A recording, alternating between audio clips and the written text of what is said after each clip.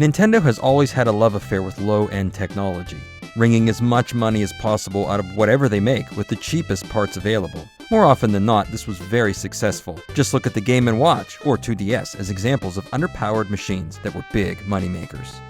But none were as successful nor as storied as the Game Boy, first shown off to the world in April 1989. Playing Mario on the go caught the attention of every NES-owning kid out there, and Tetris showed that adults can get into games without any stigma involved. But it didn't take long for that magic machine to be surpassed by someone else. Only a year later, the Atari Lynx, Sega Game Gear, and NEC Turbo Express were all on sale. With their full-color screens, it made the gray, green, and black Game Boy look a decade behind. But Nintendo persevered, with the numbers on their side all along, outselling every competitor combined many times over. Despite that, there were always rumors that a Color Game Boy was always right around the corner.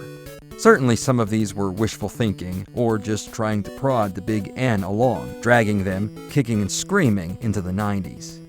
In 1994, Nintendo finally answered the call, though not in the way anyone expected, with the Super GameBoy. It wasn't a color portable game, but a Super NES cartridge that played Game Boy games on the TV, with some color. By sticking with the low-spec hardware that was outdated from day one, and mass-producing the thing to infinity, Nintendo could remove the screen, pull out the guts, stick it in a cartridge, and sell it for $50 in 1994 money, and still turn a profit. The once blurry green and black games that had to be played under direct light were now in color and on the TV. It was video game alchemy. Inside the cart was a true off-the-shelf Game Boy. Connecting to the Super NES allowed access to the 16-bit CPU. Working together in unison gave Super Game Boy cartridges many enhancements. Color, natch, but also better music and sound effects.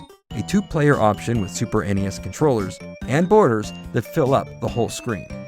The extent of these additions varied game by game, but starting in 1994, any game with the Super Game Boy mark would offer a fuller experience on the TV rather than on the go. But what about those first 5 years of Game Boy games? Nintendo had you covered. A certain number of titles offered custom color arrangement to simulate the excitement newer SGB titles could offer. Super Mario Land 1 and 2, Link's Awakening, Return of Samus, Kid Icarus, and basically every first-party game had these enhancements. It made for fun discoveries when digging out those old, dusty games. For games that offered no upgrades, the Super Game Boy gave the option of 9 default borders and 32 different sets of color that you could alter to your liking. And like Ron Popeil used to say, wait, there's more! To help promote the Super Game Boy, Nintendo Power sent out a strategy guide with codes to get the best setup for many games. Later, Nintendo sold a special Super Game Boy set, which included a new Super NES, the SGB, the guide, and Super Mario All-Stars. Why not a Game Boy game? I guess that's how they get you. If you had a Super NES mouse, you could create your own borders anytime you like. You can also customize your controller and color scheme, in some cases. Much of this was done by using the extra SNES buttons. Did you know you could mute the in-game music by pressing RLLRRL? Make games run slower with LRRLLR? Or that L and R together open the Super Game Boy menu? If all that's too confusing, there was a solution, at least in Japan.